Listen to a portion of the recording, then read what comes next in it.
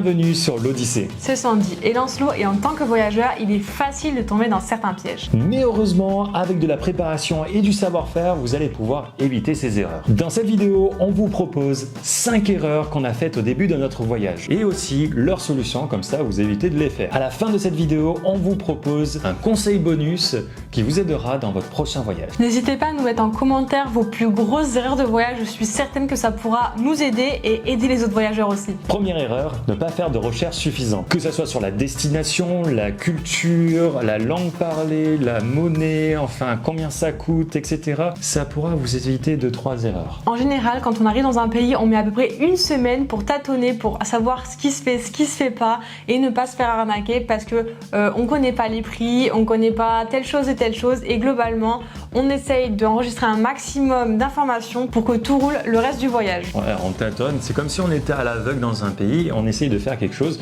mais en fait, si vous avez fait des recherches au préalable et savoir combien coûte le tuk-tuk pour aller de l'aéroport jusqu'à votre hôtel, ça va vous sauver le fait qu'il va vous demander le triple du prix. Et ça arrive tout le temps. Donc évitez cette erreur, trouvez les différentes alternatives de voyage, vous connaissez les prix avant, comme ça vous allez pouvoir directement voir avec lui. On sait que ça évolue tout le temps, mais c'est juste histoire d'avoir un ordre d'idée et que ce soit pas des prix exorbitants. Ça vaut aussi pour la culture, savoir s'habiller dans un pays, c'est important. Vous n'allez pas arriver en Égypte ou en Jordanie habillé en mini-short. Les épaules découvertes. Comme on a vu beaucoup de personnes le faire, il faut savoir que non, ça se fait pas dans leur pays. Donc renseignez-vous sur ça et peut-être que vous allez être mieux perçu des locaux par exemple. Donc la solution est assez simple, abonnez-vous à notre chaîne.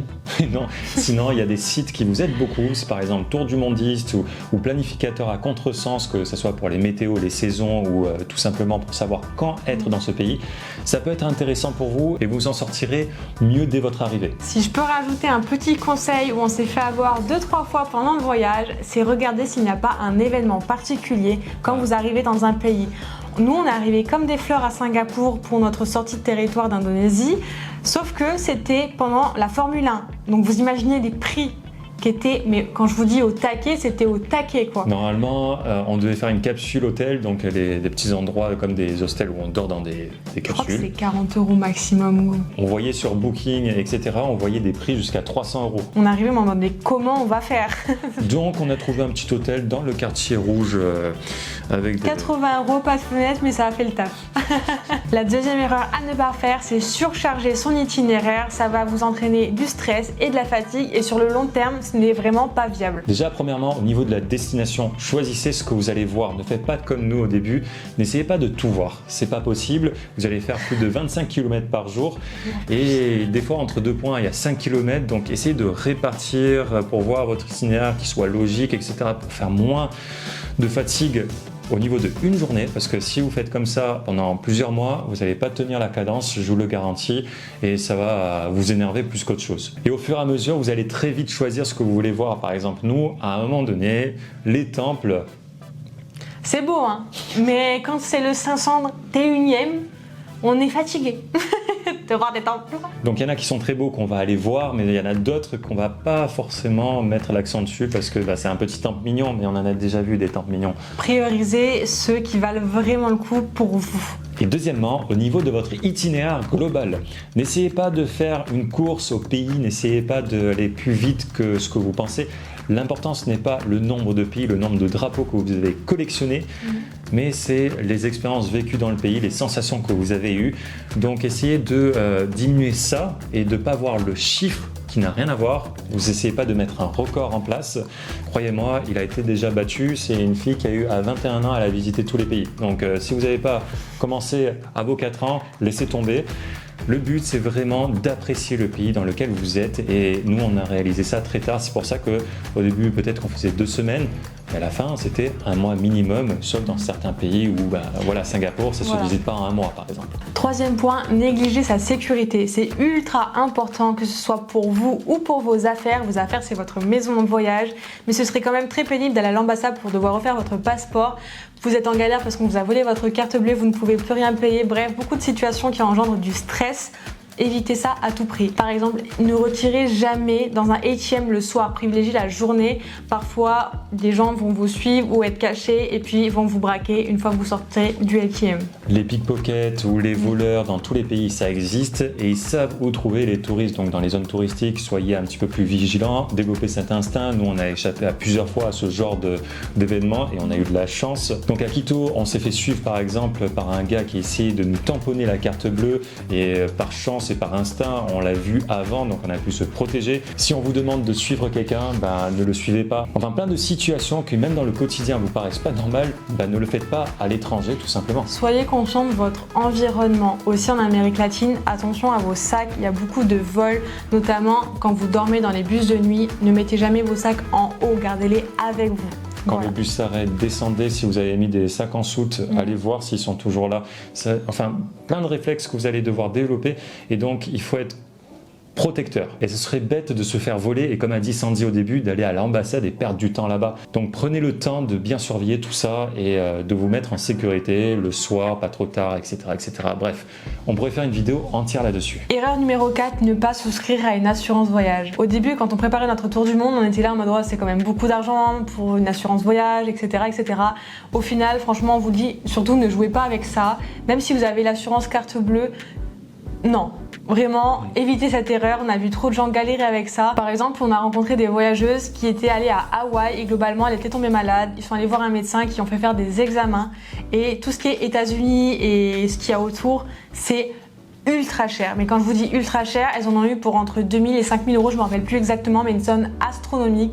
Et après, c'était bonjour la galère pour négocier avec l'assurance carte bleue vu qu'elles n'avaient pas pris d'assurance voyage. Donc ne le faites pas, vraiment, ne jouez pas avec ça, ça peut monter très très très vite. Surtout si vous avez besoin d'un rapatriement ou ce genre de bêtises ou qu'un proche a des problèmes de santé.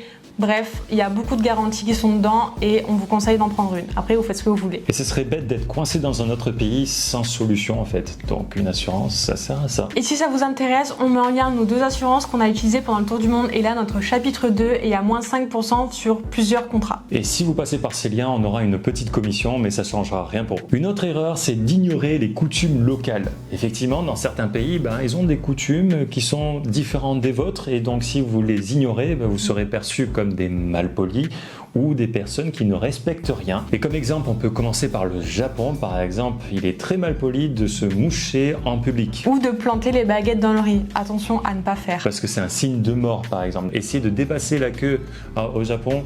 Vous serez un taré et vous aurez des soucis. Alors que si vous faites ça en Inde, il n'y a aucun souci. Ça dépend. Observez ce qu'il se passe autour de vous. Ce sera le meilleur moyen d'essayer de ne pas faire d'erreur. Vous serez dévisagé par les locaux et c'est pas ce qu'on veut forcément quand on visite un pays. On essaie de s'intégrer dans le pays. Et maintenant, le point bonus, le point cadeau, Lancelot. Évitez d'être arnaqué. Et oui, parce que on se fait avoir souvent dans certains pays et comme je vous ai dit, on met un petit temps pour comprendre tout ce qui se passe et en fait, il y a toujours un petit temps où on comprend pas ce qui se passe. Et ils sont très très forts là-dessus. Je vous assure, ils ont tout un mécanisme, toute une réflexion, une organisation même. Exemple, allez, on part directement à Bangkok. Nous, on arrive, on était en Amérique latine. C'est avoir tous les côtés à Bangkok. On arrive et là, il y a un policier qui nous dit, qui se présente comme policier, qui nous dit « Non, vous ne pouvez pas aller à ce temple-là parce qu'il est fermé. » J'avais lu des trucs comme ça, mais là, le gars s'était présenté en tant que policier. Je me suis dit « Bon, d'accord. » On était à côté du centre de police en plus, vraiment. Voilà. Donc, il sortait du travail, il dit « Non, n'allez pas, là, ils sont en train de prier, vous devez plutôt aller faire ça. » Et d'ailleurs, au niveau des tuk-tuk, ne prenez pas ceux qui ont la plaque noire, prenez la plaque verte. Je vous dis des couleurs, je ne me rappelle plus exactement. Il nous a noyé le poisson, le mec. Voilà, et là, il fait par exemple, lui, c'est un bon tuk-tuk, il appelle, il y a un tuk-tuk qui arrive, bam, je vous négocie ça pour 40 bahts, vous allez faire le tour, etc. 40 bahts, c'est pas cher en vrai, vraiment pas cher. Enfin, je me rappelle plus combien on avait payé, mais c'était pas cher. Et en fait, on s'aperçoit qu'on s'était fait avoir et que c'était pas un policier et que c'était une organisation déjà faite. Et donc, quand on vous disait de faire des recherches avant, c'est important parce que justement, on a regardé une vidéo YouTube le soir même sur les arnaques à Bangkok. c'en était une. Le gars se présente comme policier, vous fait un tour de tuk-tuk et vous fait visiter des temples. Il a sa petite commission dessus. Mais là où ils se font la marche, globalement, c'est qu'ils vous imposent de regarder, d'être dans des agences de voyage ou des trucs comme ça. Il y a un stop, c'est une agence de voyage pour essayer de prendre des trains. Ils vont essayer de vous pousser au max avec la consommation et c'est que là-dedans, c'est le... Bref, il y en a des millions d'arnaques. Attention, on en a eu plein. Après, on n'est pas toujours tombé dedans. Au bout d'un moment, on s'y habitue. Mais renseignez-vous parce que dans certains pays, il y a certaines arnaques qui se font souvent. Donc comment les éviter? Déjà, vous devez garder une phrase en tête, c'est « le trop beau n'existe pas ». Donc si on vous propose quelque chose de trop alléchant, de trop beau pour être vrai, oui mais je vais encore vous proposer le meilleur tour, oui mais moi c'est quelque chose d'unique, etc. Non. C'est complètement faux. Globalement, le but, ce n'est pas de payer le moins cher, pas du tout. Il faut aussi participer à l'économie locale. C'est juste de ne pas vous faire rouler non plus. Il faut trouver le juste milieu, le juste prix, le prix qui est honnête pour eux et le prix qui est honnête pour vous. Pour ça, avoir 2-3 mots en leur langue, en général, ils aiment toujours, ils s'attachent vite fait à vous, mais ça fait toujours un petit geste vers eux et ils vont essayer de s'arranger au mieux pour vous. Ça ne marche pas à tous les cas, attention. Ensuite, le sourire aussi, et tout ça est souvent considéré comme un jeu. Ils passent leur journée à faire ça. Pas dans tous les pays. Il y a des pays où tout se négocie, il y a des pays où rien ne se négocie. Par exemple, n'allez pas négocier au Japon. Oui, par exemple, ou aux États-Unis, ou en Europe, etc. Franchement, ne faites pas de cette erreur-là. Mais dans certains pays, il n'y a pas les prix marqués en fait sur certains tableaux. Nous, quand on arrive dans un endroit et c'est payant, il y a marqué vous devez payer 20 € pour rentrer là. Tandis que dans certains endroits, vous allez arriver à une cascade et il y aura juste un gars là et qui va commencer à vous regarder de la tête aux pieds, vous juger par rapport à votre nationalité, de combien vous pouvez valoir. Ah, tu ressembles à un Américain, toi. Donc toi, tu vas me devoir ça. C'est ça qu'on veut éviter et donc on va trouver les astuces et ça, il faut communiquer, sourire, dire quel est le juste prix, essayer de trouver sur Internet. Sympathiser, si prenez le temps de discuter de lui sur sa vie, enfin bref, c'est aussi sympa de passer des moments avec des locaux. Et des fois, vous allez être bloqué sur certains prix et là, ce que je vous conseille, c'est souvent le package. Le fait de prendre plusieurs choses, dire d'accord, mais si je vous prends ça, ça, ça, vous me faites le prix normal. Voilà. Et vous êtes content parce qu'à la base, vous êtes venu pour ça, ça et ça.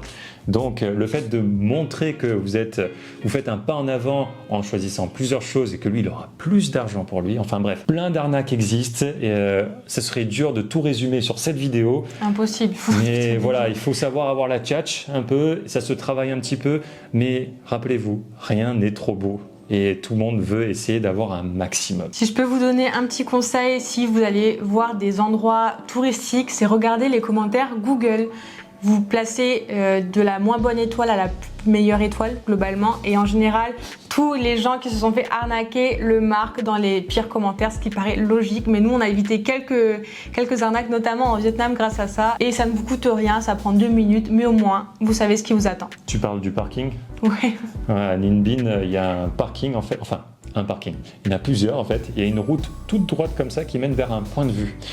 Et tout le monde va essayer de vous arrêter, etc.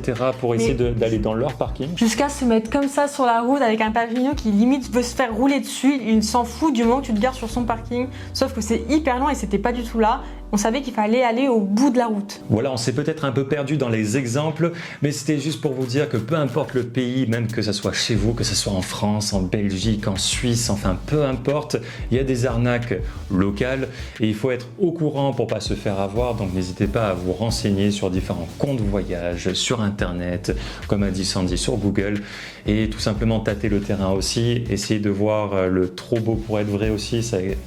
Voilà, prenez de l'expérience, prenez de la bouteille et ça vous évitera de tomber dans des arnaques. On espère que tous nos tips et conseils vous seront utiles. Si vous avez des conseils supplémentaires à rajouter, n'hésitez pas à les mettre en commentaire, ça pourrait aider d'autres voyageurs. En tout cas, si vous avez aimé cette vidéo, n'hésitez pas à laisser un j'aime, un commentaire ou tout simplement à vous abonner. Activez la petite cloche pour ne rien louper. Donc je vous dis ciao ciao ciao.